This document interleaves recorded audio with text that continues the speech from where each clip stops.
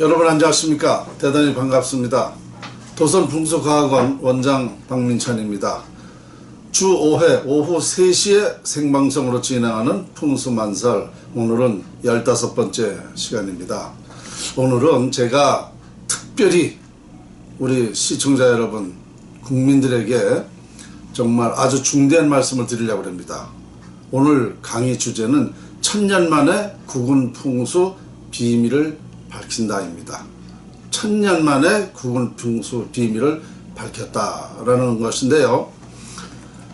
이 국은 풍수라는 것은 우리 개인이나 하나의 그 기업이 아니죠. 나라 전체의 운명을, 흥망성쇠 운명을 밝혔다라는 것이니까 대단히 중요한 문제죠. 그리고 이런 사실을 밝혔다는 것은 정말 우리나라의 천우 신조입니다. 더 이상 중대한 문제는 없을 것입니다. 이것을 제가 천년 만에 밝혔다. 다시 말씀드리면 저는 1100년 전 신라 말기 도선국사 34대 풍수지리 전수사입니다. 이 풍수를 전수받고 제가 35년간 자연의 원리와 이치 요소를 밝혔고 또 따라서 우리나라의 운명을 알게 되었습니다. 뿐만 아니라 우리 인간이 살아가는 인간사, 세상사가 다 풍수에 있었다라는 것을 밝혔습니다.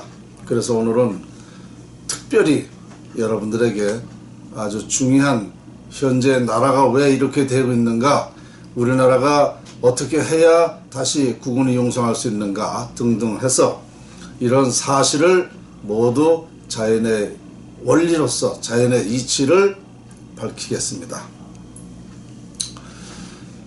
자, 결론적으로 우리나라는 청계천 복계 여부가 대한민국 흥망성쇠 운명을 결정했다라는 결론입니다.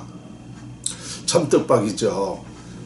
청계천을 덮었느냐 지금과 같이 갈라놨느냐는가에 따라서 우리나라의 운명이 결정됐다는 것은 참 아이러니입니다.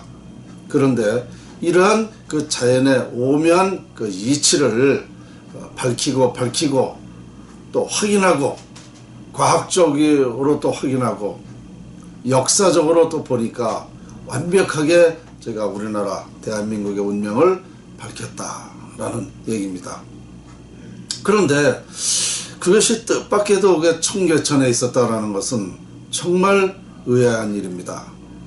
그런데 제가 직계 저희 스승이신 한필선 스승님께서도 이런 말씀을 들어본 적이 없습니다.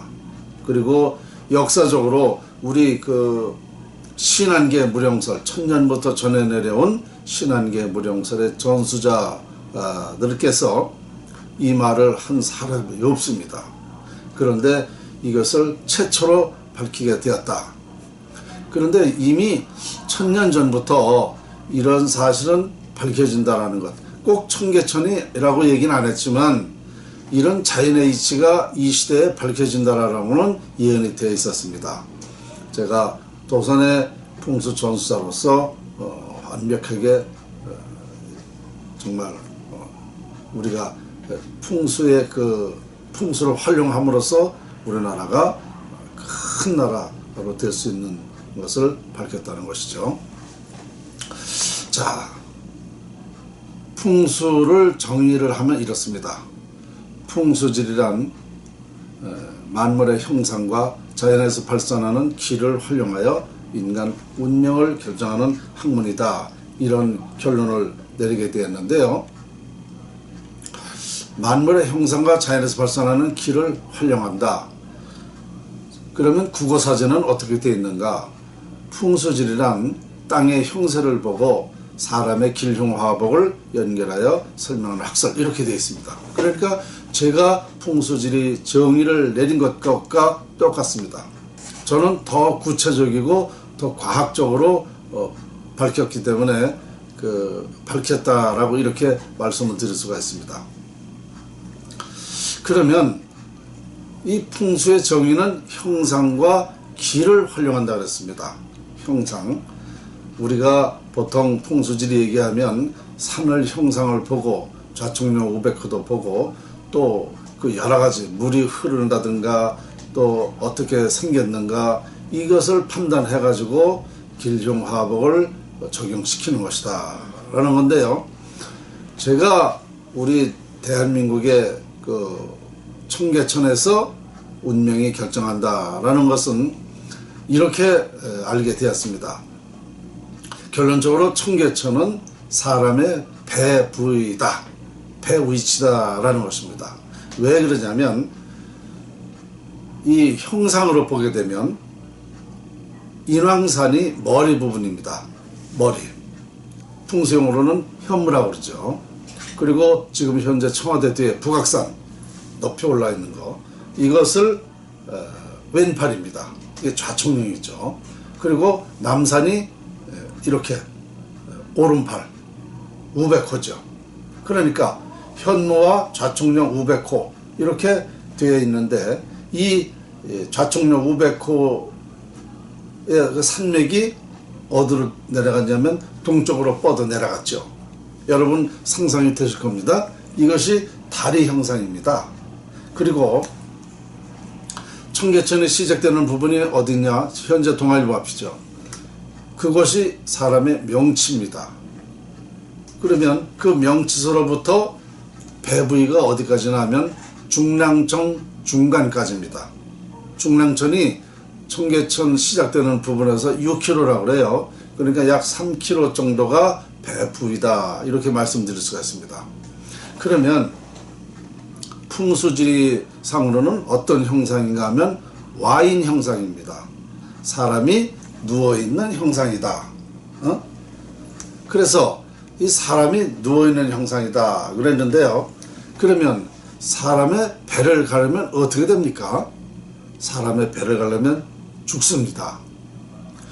이와 같이 사람의 배를 가르면 죽는 것 같이 청계천이 지금과 같이 갈라져 있으면 사람이 죽는 것 같이 나라는 망하는 거고, 청계천이 덮어져 있으면 과거와 같이 꿰매져 있으면 사람이 살아있는 형상과 같은 그런 형상이 되는 거죠.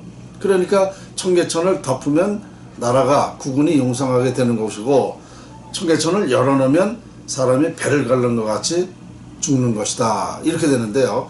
그러면 왜 대한민국 우리나라가 청계천 복개 여부에 따라서 운명이 결정되는가는 설명을 드리겠습니다. 우리나라는 예로부터 서울이 중심이죠. 서울이 우리나라의 아주 핵심입니다. 청와대에서부터 국회의사당 각 부처가 지금까지 다 서울에 있었고, 또 기업, 우리나라의 기업들 94% 본사가 다 서울에 밀집되어 있습니다. 그리고 인물이라든지 모든 능력을 있는 사람들, 모든 인프라가 모두 다 서울에 집중되어 있죠. 그러니까 서울이 아주 중요한 부분 맞죠. 그러니까 이 서울에서 잘 되면 우리 대한민국은 발전하는 거고, 서울에서 안 되면, 서울이 망하면 대한민국은 망하게 되어 있는 거죠. 그런데 그 청계천이 서울 중심부에 있지 않습니까?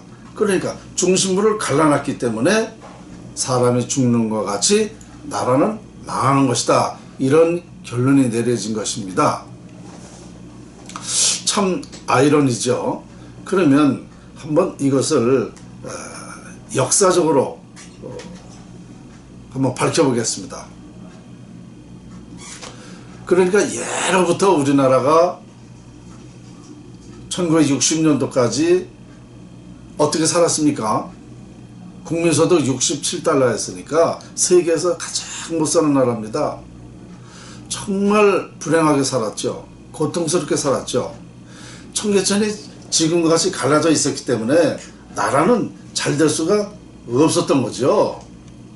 그래서 60년대 초반까지 우리나라는 발전할 수가 없었고, 나라는 정말 너무너무나 비참할 정도로 살았죠. 저도 그때 태어나서 보리밥도 배불리 못 먹고 자랐습니다. 보리밥도 제때 못 먹었어요. 그만큼 어려웠죠. 지금의 뭐 북한 실정이라고 볼까요? 뭐 거의 그런 실정이었습니다. 자, 그래서 청계천이 그게 열려졌기, 그게 뭐냐? 결론적으로는 풍수지리 영향이었다는 것이죠. 그런데 우연하게 서울시 정책에 의해서 1958년도부터 61년까지 3년간에 걸쳐서 청계천을 복개를 했습니다. 이걸 복개를 하니까 사람이 사는 형상이 되는 거죠. 그래서 나라가 그때부터 경제 성장을 했죠. 그러니까 이 청계천을 복개하고 나서 20-30년 만에 우리나라 국민소득이 얼마입니까? 2만 달러가 됐죠. 67달러에서 이 청계천을 복개하고 2만 달러가 된 것입니다. 아, 참 세계 유례 없는, 세계 역사에 없는 그런 우리나라가 승승장구를 했습니다. 그런데 그것이 바로 이제 풍수지리라는 거죠. 그래서 우리가 이제 그 어려운 시절, 정말 불행했던 시절, 고통받은 시절, 정말 나라를 뺏기려고 또 했었고, 6.25 전쟁이니 뭐 여러 고통을 당하고 이제 2만 달러가 돼서 살만했죠. 그러다가 2003년도에 이명박 전 시장이 이 청계천을 갈라놨지 않습니까? 청계천을 갈라놓고 나서 그때부터 우리나라가 어떻습니까? 경제에도 지금 다 무너지고, 또 우리 경제뿐만 아니라 우리 정치는 정치대로, 또 우리 국민은 국민대로 다 분열되고, 지역 감정은 더 심하게 됐고, 이젠 한 가족 간에, 부모 자식 간에도 지금 갈라져 있습니다. 보수와 진보로 갈라져 있습니다. 자, 지금 장사가 되나요? 기업이 되나요? 모든 것이 하나도 되는 일이 없습니다. 그러면 어떻게 되겠습니까? 큰일 난 거죠. 그러니까 제가 평소에 주장하는 대로 풍수 10년이면 흥망이 결정을 나는 것입니다. 풍수 10년이면 흥하느냐 망하느냐라는 것이 결정 나는 거예요. 그러니까 지금 청계천이 갈라놓은 지가 언제 2003년도니까 14년 된 거죠. 그러니까 이게 완전히 우리나라는 망하게 돼 있다. 저는 청계천을 갈라놓고 나서 어떻게 망하느냐라고 제가 설명을 드렸어요. 나라가 즉사한다고 그랬습니다. 즉사. 이건 말하기도 엄청 어려운 얘기지만 저는 사실대로 학자로서 얘기할 수밖에 없는데요. 나라가 즉사한다. 즉사하는 게 무슨 방법이 있습니까?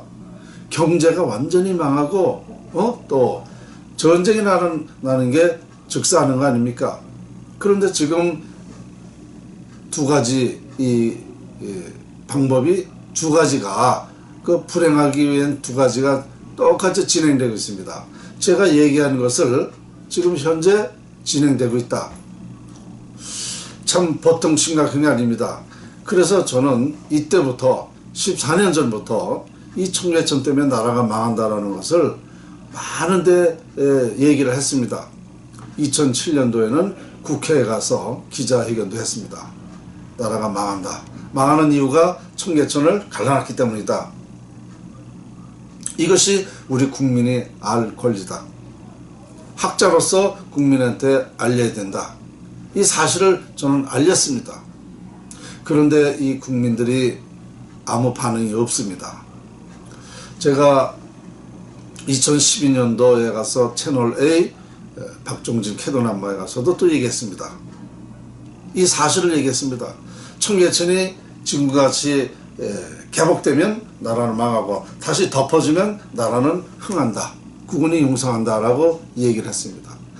생방송으로 제가 가서도 얘기했는데 많은 사람들이 그것을 믿질 않았습니다. 또 그 청계천에 대한 얘기를 지금까지 제가 근거를 보여드리겠습니다.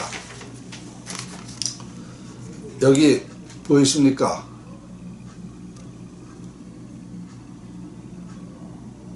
보이시죠? 네. 이게 2008년도 10월 30일자인데요. 프라임 경제라는 경제신문이에요. 박민찬 신한계 무령학 연구원장, 청계천을 덮어야 나라가 바로 선다라는 제목입니다. 이 내용이 지금 설명드린 그런 내용과 같습니다. 또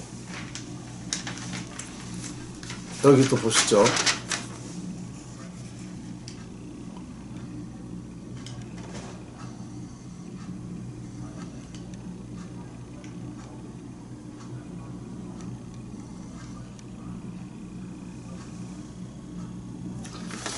자, 이 신문은 시사신문 주간지입니다. 2008년도 7월 20일자인데요. 청계천 복원은 서울의 배를 가른 격, 이렇게 제목으로 해가지고 충격주장 풍수가 박민찬 씨 한국 위기설 해가지고 청계천은 서울의 배를 가른 격 10년 내 국가적 재앙 예고, 모든 것은 청계천으로부터 온다. 숭례문 화재, 정부 지탄, 시위는 풍수적 흉에서 비롯됐다. 그래서 다시 흉에서 길이 되도록 해야 된다라는 시사신문입니다. 또 제가 한 사실을 근거를 보여드리는 겁니다. 자, 보이시죠? 청계천 원위치 하지 않으면 원위치 하면 만사형통,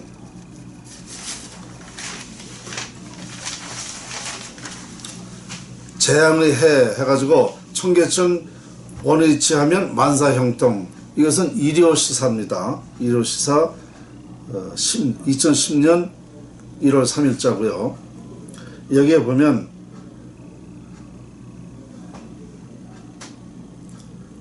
민심 흉흉해지면서 강력범죄와 엽기적 사건 사고 속출, 청계천 길지로 만들면 국가 경제적으로 성장 탄력세 조언.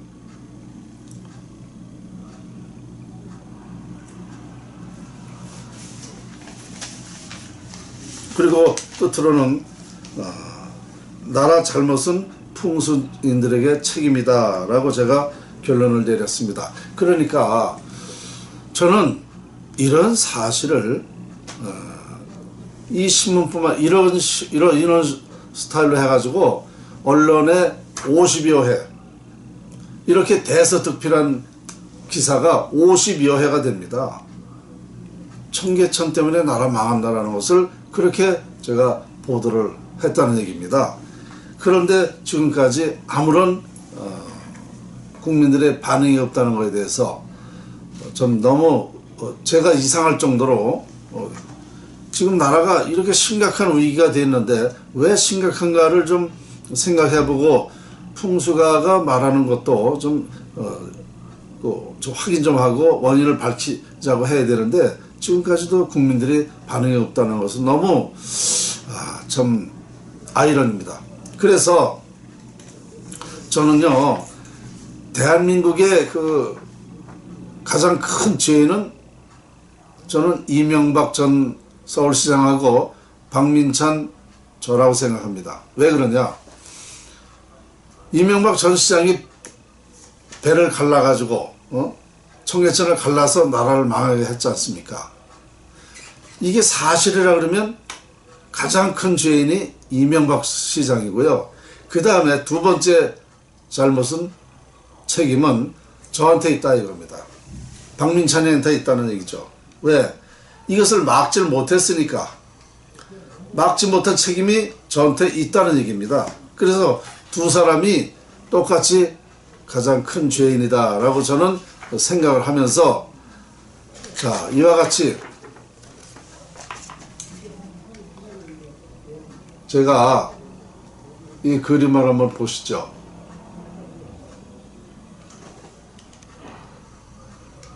보이시죠? 예. 이명박 서울시장과 제가 청계천에서 목매달아 죽는 그런 그 퍼포먼스입니다.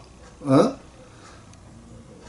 그 이명박 시장은 무슨 잘못이에요? 청계천을 까집은 게 뭔 잘못? 이렇게 얘기하지만 청계천을 개박하여 나라를 망하게 한 죄다 이거죠.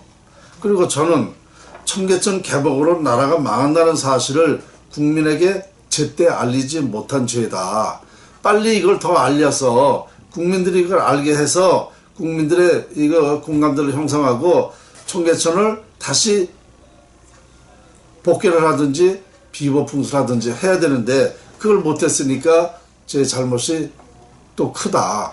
그래서 두 사람이 이렇게 청계천에서 목을 매 죽는 그런 형상으로 퍼포먼스를 좀 하고 있습니다. 오죽하면 제가 이런 짓을 하겠습니까? 이명박 전 시장은 이걸 보면 아마 기겁을 하겠죠. 그러나 제가 왜 그랬는지를 이게 사실이라 그러면 어떡할 겁니까? 그리고 이것을 확인해 보자 이거죠. 과학적으로. 분명히 이것은 틀림이 없는 그런 사실입니다. 그러면 이 청계천을 다시 이제 복개나 비보풍수를 해야 되는 방법이 있다는 거죠. 그냥 제가 지적만 하고 어떤 방법론이 없이 지적만 한 건 아닙니다. 비보풍수라는 게 있다는 겁니다. 이걸 복개를 하려면 국민들의 공감대가 형성돼야 되고 그 다음에 그만한 또 예산이 있어야 되고 또 더 기간이 필요해요. 그런데 지금 이 세 가지를 이게 지금 시급한데 세 가지를 다 합리적으로 하려고 그러면 어렵습니다. 그래서 제가 밝혀낸 게 뭐냐면 비보풍수를 하면 된다는 것입니다. 비보풍수를 어떻게 하는 거냐? 이 청계천이 넓이가 30m입니다. 길이가 6km지만 이 30m에다가 아치를 한 50전 간격, 50cm 간격으로 아치를 세워요. 그 아치에다가 흙을 집어넣어서 거기다가 무궁화나무를 심어요. 무궁화나무를 심어서 다 덮어버리면 이 청계천이 덮는 형상이 될 거 아닙니까? 그러면 나라가 다시 융성하게 됩니다. 이 사실을 제가 국회에 가서 포럼을 했습니다. 2015년도에. 자, 자료를 보여드리겠습니다.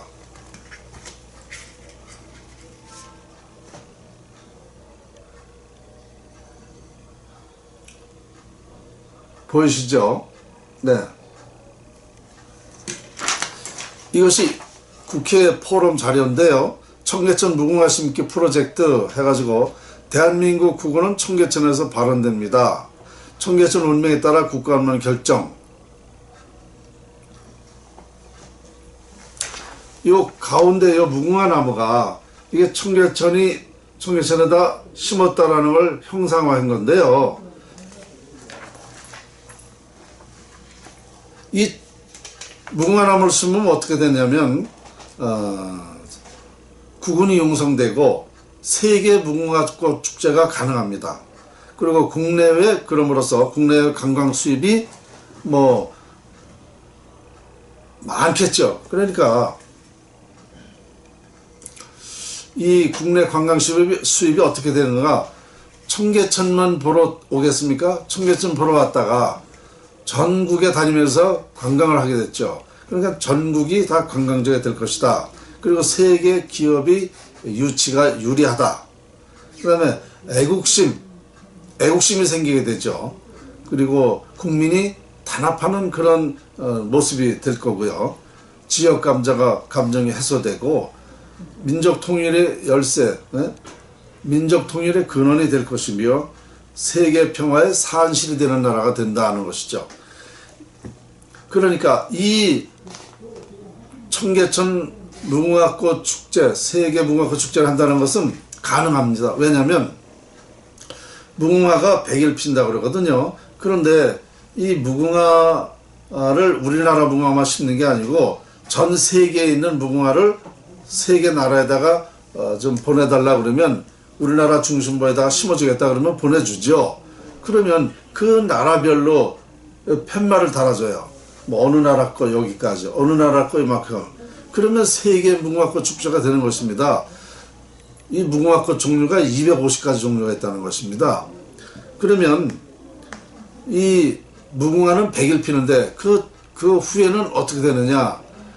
그러니까 무궁화 조화를 만들어 가지고 무궁화 조화에다가 엘리드를 넣어요. 전구를. 그래서 불을 밝히는 겁니다.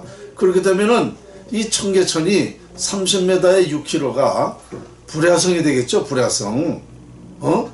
그래 낮이고 밤이고 조화로서 그 엘리드 조명이 밝게 비춰지니까 야간에도 관광지로서 될 테고 여러 가지 좋은 모습이 나타날 것입니다. 그리고 아직도 우리나라는 우리나라 꽃이라고 해놓고는 아직도 무궁화꽃이 우리나라 꽃이라는 것이 법적으로 지정되지 않았다는 것입니다. 너무 아이러니죠. 이 청계천에 무궁화꽃을 심어서 이 무궁화꽃을 우리나라 꽃으로 또 지정하는 계기도 될 테고, 그리고 지금 우리나라에는 무궁화는 거의 본래 볼 수가 없어요. 사쿠라 나무만 많아요. 사쿠라 나무. 그러면 이번 기회에 무궁화를 청계천에 심음으로써 전국에 무궁화꽃 동산이 될 수가 있다는 얘기죠. 그럼 우리나라 꽃을 전국에 심는다 그러면 이 100일 피는 꽃은 무궁화밖에 없다는 것입니다. 그래서 제가 이런 그 연구를 또 했습니다. 그리고 여 뒤에 보시죠. 자, 보이시죠? 천년 만에 밝혀진 청계천 구군풍수 비밀. 그리고 이 내용은 여러분들에게 지금 말씀드린 것 같습니다. 자, 여기도 청계천 무궁화 심기 및 세계 무궁화꽃 축제 국회 포럼 구군용성은 청계천에서 발언한다. 이렇게 해서 2015년도 5월 9일 날 이거 제가 국회에 가서 포럼한 자료입니다. 그리고 이 무궁화꽃을 어떻게 심어야 되는가라는 것을 이 전문가들한테 조언을 받았습니다. 그러니까 무궁화 박사, 조경 박사들을 같이 회의를 해서 토론을 했는데요. 무궁화가 꺾어지도 되고 웬만하면 다 무궁화는 잘 산답니다. 그래서 얼마든지 그건 가능하다라는 무궁화 박사님의 얘기가 있었고, 조경 박사하고 기획안을 세웠습니다. 자, 이와 같이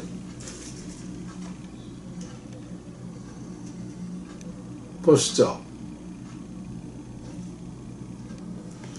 이게 청계천 나라꽃 무궁화 심기 기획안인데요. 이것을 조경 박사들께서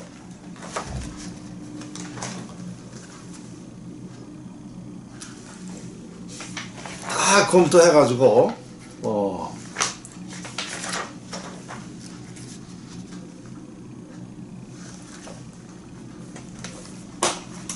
기획안을 세워보니까 시작하면은 6개월이면 완성될 수 있다는 겁니다. 그러니까 이것은 만만봉을 할 수 있는 거예요. 이게 큰 돈 들어가지도 않는답니다. 그리고 6개월이면 될 수 있고, 그리고 우리 국민이 공감대 형성이 쉽죠. 다른 나무도 아니고 무궁화를 심는다는 것은 상당히 우리 국민들이 긍정적으로 볼 수 있다는 거죠. 그러면 누가 듣더라도 이걸 반대할 사람은 없습니다. 이 사실이 사실이라면 이거보다 더 심각하고 중요하고 시급한 일은 우리나라에 없습니다. 아무리 우리 인간들이 열심히, 우리 국민이 열심히 해보고 단합을 해본다고 해도 되질 않는 것입니다. 왜 그러냐면 이 국운이 상실됐다, 국운이 깨졌다 그러면 우리 개인이나 기업이나 똑같습니다. 잘 되는 일이 없는 것이죠. 그러니까 나라가 잘 되려면 우선 운을 살리는 방법부터 근원적인 것을 해야 된다는 거죠. 그러면 이거 외에 더 중요한 건 없습니다. 그렇죠? 이걸 제가 우리 국민들한테 이렇게 알리고 있는데 너무너무나 이 사실을 그냥 손에 젖어도 모르듯이 지금 모르고 있다는 것에 대해서 너무 안타까운 일입니다. 사실로 이 국군 풍소, 국군의 비밀을, 국군 운명이 결정되는 과정을 밝혔다는 것은 천우신조입니다. 누가 뭐라 그래도 이게 사실이라면 이거 외에 더 중요한 사실은 없는 것입니다. 그렇다면 우리나라가 더 망하기 전에 빨리 이걸 하면 된다는 거죠. 그런데 지금 우리 국민이 이걸 인정을, 신뢰를 하지 않으면 어떻게 되겠습니까? 나라는 망하게 되는 거죠. 망하면 어떻게 돼요? 이젠 소 잃고 외양간 고치는 격이 될 것이다. 지금 저는요, 도둑 맞으려면 개도 안 짖는다라는 말을 하고 있어요. 나라가 망하려니까 우리 국민이 이걸 못 알아보고 있다는 얘기를 하고 있습니다. 너무 이상한 거죠. 그리고 저는 이 분야의 전문가입니다. 운명 전문가예요. 모든 것에는 운명이 있습니다. 우리 인간사가 다 흑망, 길흉, 화복이 다 있어요. 이 원인, 과정, 결론을 밝혔다는 거에 대해서 이걸 과학적으로 설명이 가능한데 이걸 이해를 안 하고 있다면 어떻게 되겠습니까? 아주 저는 답답한 노릇이라고 저는 아주 한탄하고 있는 겁니다. 우리나라는요, 얼마든지 희망이 있습니다. 우리가 과거 1961년도까지 이 청계천을 복귀하고 나서 우리나라가 2만 달러가 됐잖아요. 역사가 증명하고 있지 않습니까? 제 얘기를. 그리고 풍수는 사전 의미와 똑같지 않습니까? 풍수의 의미가 제가 밝혀낸 게 형상과 기를 활용한다고 했지 않습니까? 그 이상에 더 밝힐 수는 없어요.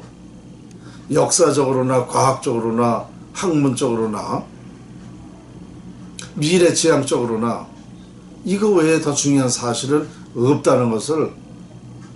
그리고 지금 우리가 2만 달러가 이제 복귀가 됐는데 지금 현재 우리가 다시 복귀를 하게 되면은 이제 기반은 다 돼 있지 않습니까? 그러면 우리나라는요, 승승장구합니다. 이거 복귀하고 나서 10년이면은 저는 국민소득 10만 달러 가능하다고 봅니다. 기반이 다 되어 있기 때문에. 전에는 무에서 유를 창조하듯이 정말 아무것도 없는 데에서 2만 달러가 됐지 않습니까? 2만 달러에서 이제 다시 큰 발전을 이룩하는 것은 어려운 일이 아닙니다. 그러니까 더 늦기 전에 빨리 해야 하는 것이 우리나라로서는 아주 효율적이고 현명한 방법이고 미래지향적이다. 그러니까 우리나라는 얼마든지 희망이 있는 것입니다. 그런데 참 요행이도요, 이런 사실이 500년 전에 예언이 되어 있습니다. 이런 자연의 이치가 밝혀져서 우리나라가 세계적인 나라가 된다. 우리나라가 평화의 산실이 되는 나라가 된다. 왜 그렇게 했습니까? 이 풍수라는 것, 자연의 활용법을 가지고 우리나라가 이렇게 발전하게 되면 전 세계에서 이 풍수를 배우고 또 이 풍수로 인해서 그 나라도 똑같이 적용되니까 그 나라도 발전합니다. 그러면 어느 나라든지 이 풍수를 공부하러 옵니다. 우리나라는 어떻게 하면 됩니까? 그 나라는 그렇게 되어 있기 때문에 이렇게 하면 돼요. 이렇게만 얘기해주면 돼요. 그게 어머니 역할 아닙니까? 산파 역할이죠. 그렇게 해서 그 나라가 평화가 오고 행복해진다 그러면 우리나라가 산실은 틀림없잖아요. 싸우고 전쟁하고 무슨 악쓰고 이게 큰 소리 쳐서 발전하는 게 아닙니다. 이 자연활용법이라는 것은 돈 안 들고 힘 안 들고 싸우지 않고 다 같이 발전할 수 있는 방법 아닙니까? 얼마나 이게 더 활용하기도 돈도 안 들고 뭐가 힘이 들어요? 그리고 사람은 다 자연에 속해 있기 때문에 자연이 지배하는 대로 살기 때문에 인간의 운명은 자연에 달려있는 겁니다. 그러니까 자연을 활용함으로써 얻어질 수 있다는 거죠. 얼마나 합리적입니까? 사람은 누구나 태어나면 자연을 활용할 권리가 있지 않습니까? 그러니까 누구나 행복할 권리가 있는 것이죠. 다만 예로부터 동서고금을 막론하고 이 자연의 원리를 인간이 어떻게 해서 활용해서 우리가 인간이 잘 행복하게 살 수 있다는 방법을 지금까지는 몰랐기 때문에 지금 예로부터 현재도 77억 인구가 행복보다는 불행이 많죠. 그것은 뭐냐? 자연 활용법을 모르기 때문에 그렇게 되는 것입니다. 이것을 알게 되면 이제 행복이 어떻게 됩니까? 행복이 90% 이상이 되는 거예요. 불행이 10%밖에 안 됩니다. 그러니까 반대가 될 수 있다. 행복한 사람이 훨씬 많은 사회가 된다. 그런 인류가 된다.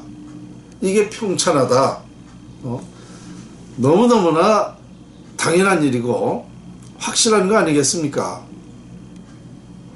저는 어느 때 이렇게도 생각을 해봅니다. 아인슈타인하고 저 연구하고 비교를 한번 해봤습니다. 100년 전에 아인슈타인이 우주의 연구 논문 6편을 써놨는데 지금 이 시대에 세계 과학자 1000명이서 이 아인슈타인의 논문을 밝혔다는 거 아니에요? 금세기 최고 연구라고 알려졌지 않습니까? 그런데 제가 한번 비교를 해봤습니다.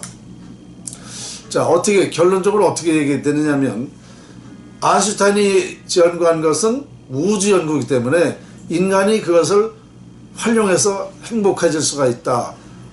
평화를 이룰 수가 있다라는 것은 희박합니다. 언제 어떻게 돼서 그 우주의 연구를 활용할지는 모르겠지만 인간은 땅의 사람입니다. 이 지상에서 자연의 이치로 이루어지는 인간이에요. 그러니까 저는 이 땅에서 이루어지는 자연의 이치를 밝혀서 모든 우리 인간이 행복해질 수 있다는 얘기예요. 결론적으로. 그러면 아인슈타인 연구한 거하고 제가 연구한 자연이치하고 어떤 게 더 가치가 있겠습니까? 물론 그 가치는 가치대로 있겠지만 이것은 아주 현실적이고 미래지향적이고 우리 인간에게 합리적일 거 아닙니까? 그렇죠. 제가 참 답답해서 아인슈타인이 금세계 최고 연구가라고 했는데 한번 여러분들이 판단 한번 해보시면 어떻게 생각이 드시나 제가 좀 궁금합니다. 자, 결론은 또 어떻게 말씀드리고 싶은가? 5월 9일 날 우리나라 이제 대통령 선거가 또 이제 있는데 제가 풍수가로서 중요한 얘기를 한다면 이렇게 말씀드리고 싶습니다. 누구라도 우리나라는 살릴 수 없다. 아무리 훌륭하고 똑똑하고 현명하고 지혜로운 사람이라도 나라는 못 살린다. 왜냐? 풍수지리가 흥망을 결정하는 그 결론이기 때문에 풍수지리를 모르면 나라는 살릴 수가 없다는 것입니다. 인간의 노력은 10%입니다. 풍수지리학 위력, 자연의 위력은 90%입니다. 이거 외에 더 중요한 게 어디 있습니까? 두고 보세요. 제가 분명하게 오늘 이 자리에서 말씀을 감히 드립니다. 누구라도 나라는 살릴 수 없다. 나라는 혼란이 올 것은 당연하다. 오늘 강의 여기서 마치겠습니다. 감사합니다.